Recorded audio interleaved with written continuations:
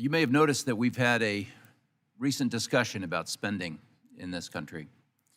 And looking at the numbers, it looks like that Amtrak relies on the credit card of the American taxpayers in order to stay in business. And that seems like increasingly an unviable path. The Amtrak board awarded millions of dollars in performance bonuses to yourselves and others in fiscal year 2021.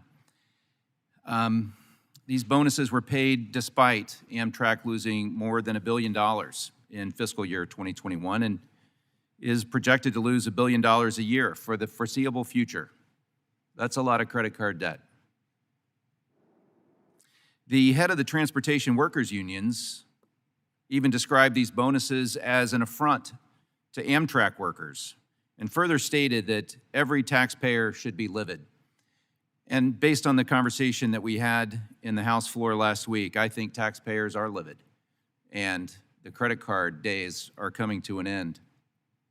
You mentioned in your testimony to take seriously the use of public funds, and yet you continue to pay out what the New York Post calls a gravy train of performance bonuses. Mr. Gardner, have you ever worked in the private sector? Yes, sir. And in what capacity, please? And what time frame? So as a railroader, I worked in a variety of functions: trackman, brakeman, train dispatcher. And when was that? This was in late 90s, and prior to that, I had a number of retail jobs, other things throughout my history. Well, in the last 25 years, and I suspect before that, there is a strong correlation in the private sector between actual financial performance and bonuses paid to the people responsible for that financial performance. And I find it unacceptable that your organization is paying out these lavish bonuses, even in the face and to the criticism of your own workforce.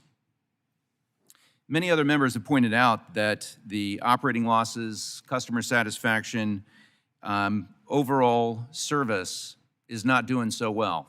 And I live in the Northeast Corridor. I actually like traveling on Amtrak, but I do find that this is unsustainable.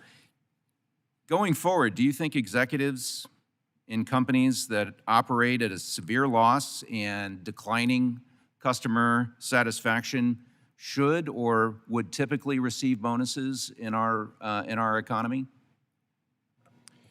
Well, Congressman, so first off, the incentive program, again, encouraged by Congress and all the entities that provided us guidance here, the GAO, the OIG, are triggered to improvements. So we are improving financial performance, we're improving customer service scores, and improving Amtrak controlled delays. That's how we achieve benefits. And in fact, again, our losses are coming down compared to the numbers you quoted.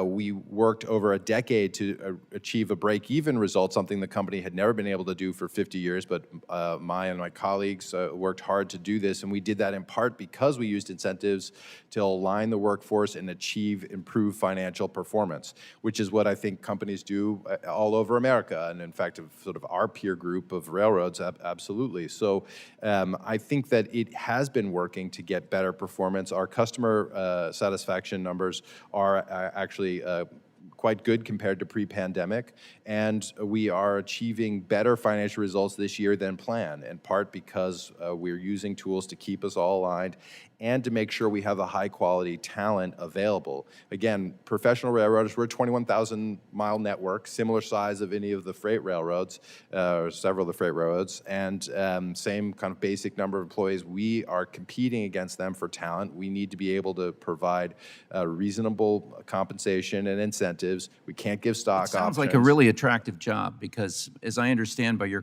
criteria, that so long as you tried, you received your bonuses. And going back to my original question about working in the private sector, talking about 10 years of efforts to achieve break even and the mentioning the 50 years of loss before that. I can assure you, as a having been in the private sector, that that's not how bonuses are paid. That's not how other workers are measured. And the just trying is not enough. The credit card is coming to an end. Thank you for your time. I yield back.